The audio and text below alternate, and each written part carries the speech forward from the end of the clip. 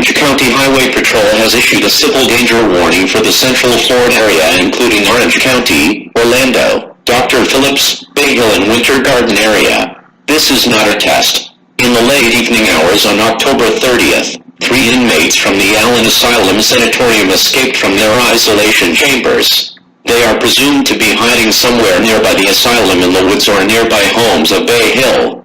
We urge residents to stay inside their homes and lock their doors.